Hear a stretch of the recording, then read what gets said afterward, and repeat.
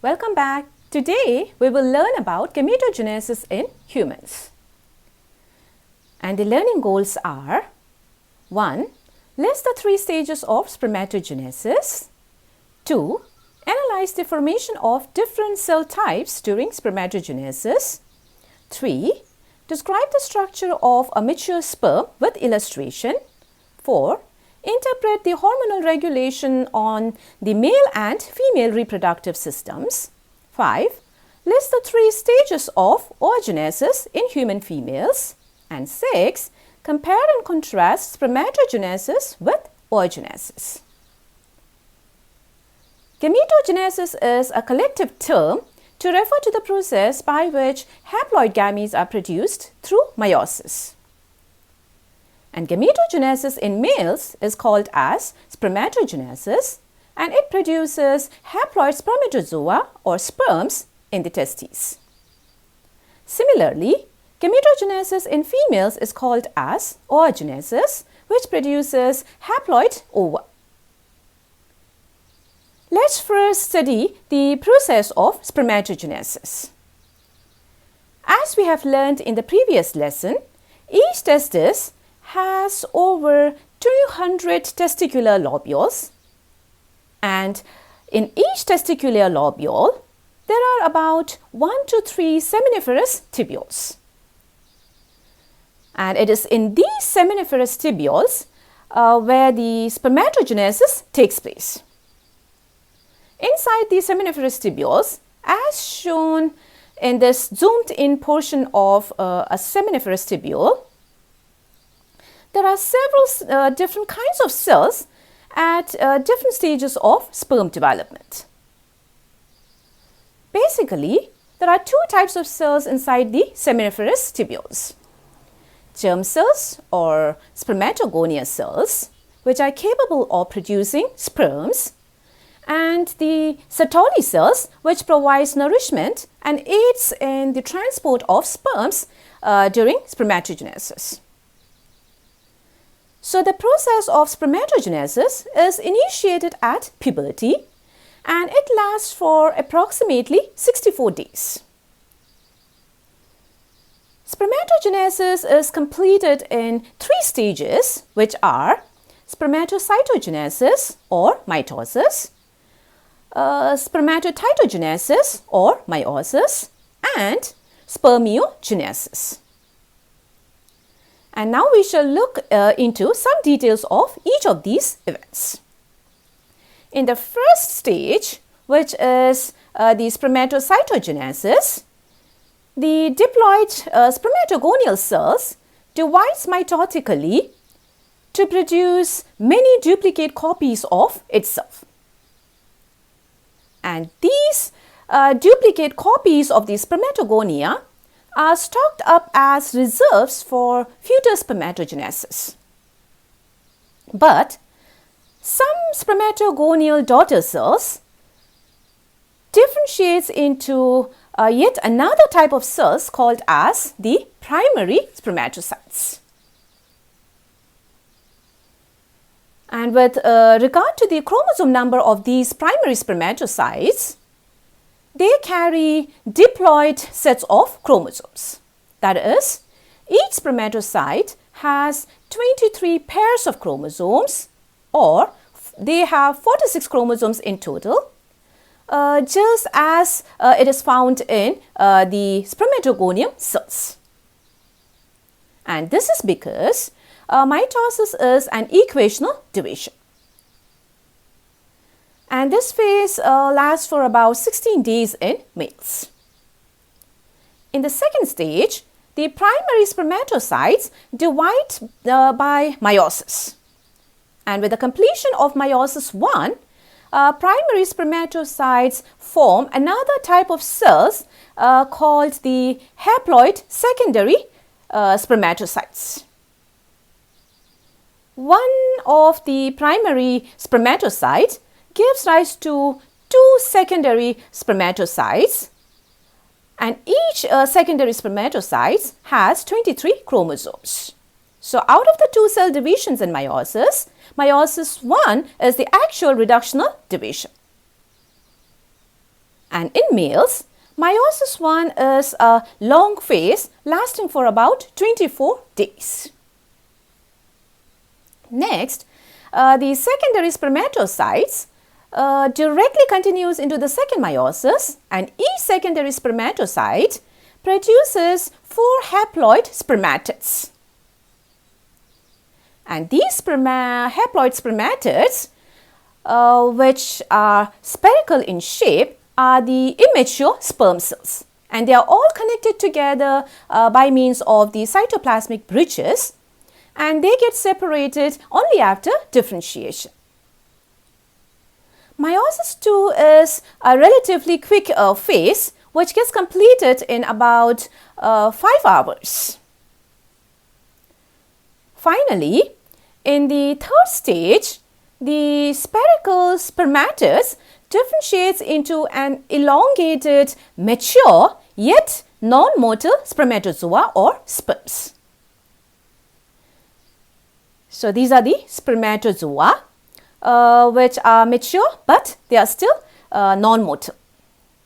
And during this stage, the formation of the 3 parts of the sperm occur, including the formation of head, midpiece and the tail part. And spermiogenesis is also a long phase lasting for about 24 days. Now, the non-motile sperms are then released from the seminiferous tubules into the epididymis following spermiogenesis. And this process is called as spermiation. The transportation of the non-motile sperms from the seminiferous tubules to the epididymis is facilitated by the secretions from the Sertoli cells. And after maturation of the sperms in the epididymis, a mature motile sperm has 3 main parts in it. First part is the head part, which contains the nucleus with 23 chromosomes of the cell. The anterior tip of the head has also a cap called the acrosome cap. An acrosome contains many digestive enzymes, of which the 2 most important enzymes are hyaluronidase and acrosin.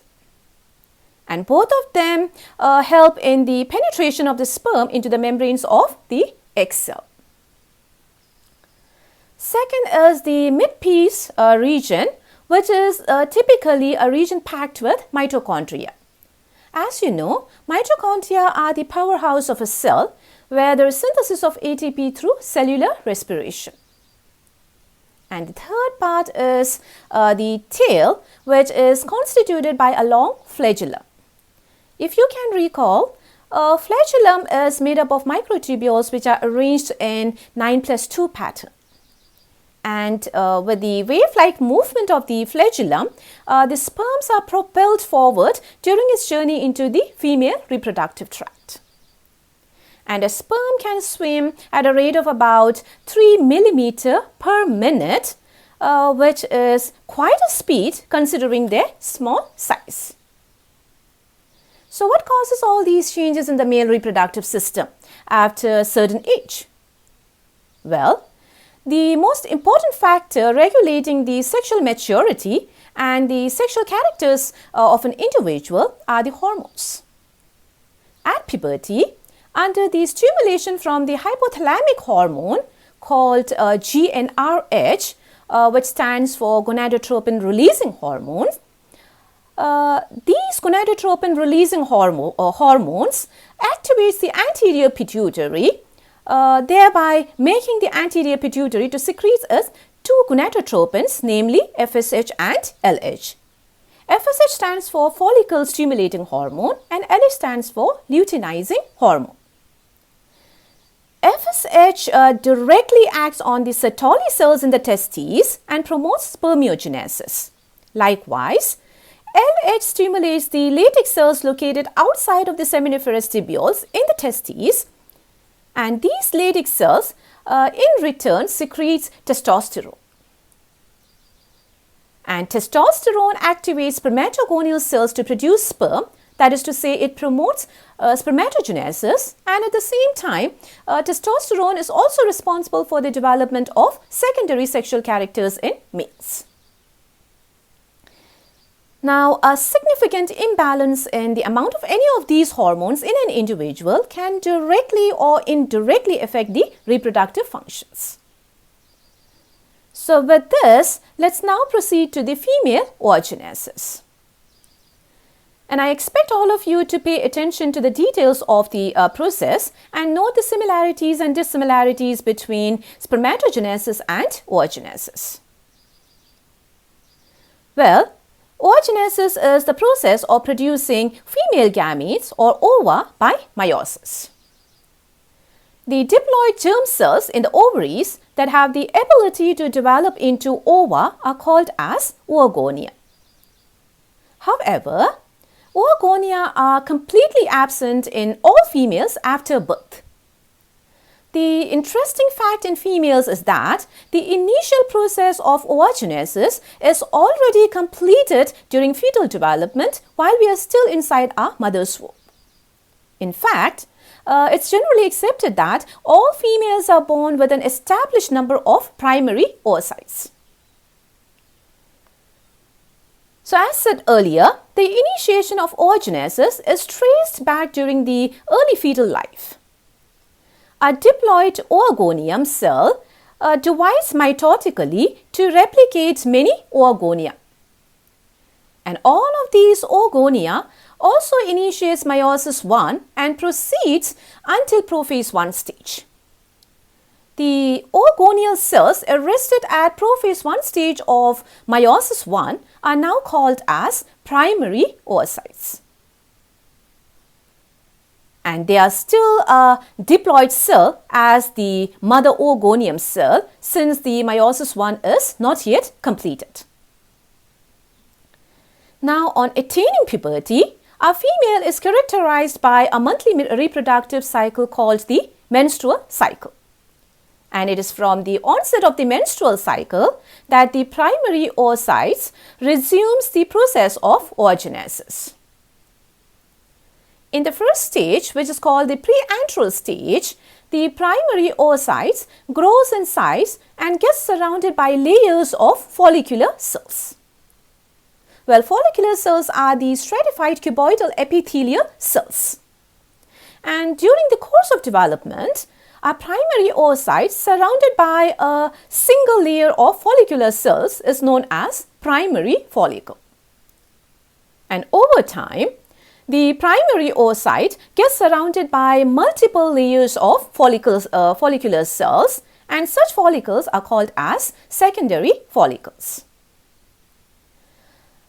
The second stage, which is called the antral stage, is characterized by the formation of a fluid-filled space between the follicular cells. And such fluid-filled spaces are called as antrum, and follicles with a large central antrum and a primary oocyte are known as tertiary follicles. Surprisingly, only one tertiary follicle with a dominant oocyte develops into a mature Graafian follicle during each month of the menstrual cycle. The primary oocyte in the Graafian follicle resumes meiosis 1 and produces two unequal haploid cells, namely the secondary oocyte and the first polar body. And polar bodies may continue into meiosis 2 or may get degenerated and destroyed. Now, such tiny polar bodies are formed due to the unequal cytokinesis in meiosis. The secondary oocyte initiates meiosis 2 and remains halted at metaphase 2 stage. And such a mature Graafian follicle with a secondary oocyte at metaphase 2 stage gets ruptured under the influence of LH surge, which is to say that there is a sudden flooding of LH hormones in the ovaries.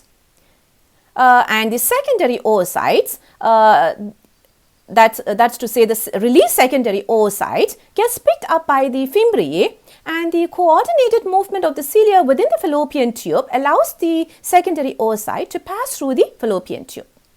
Wait, is the oogenesis over yet? Absolutely not. The egg cell is still in the secondary oocyte stage, arrested at metaphase 2. It is yet to complete its second meiosis.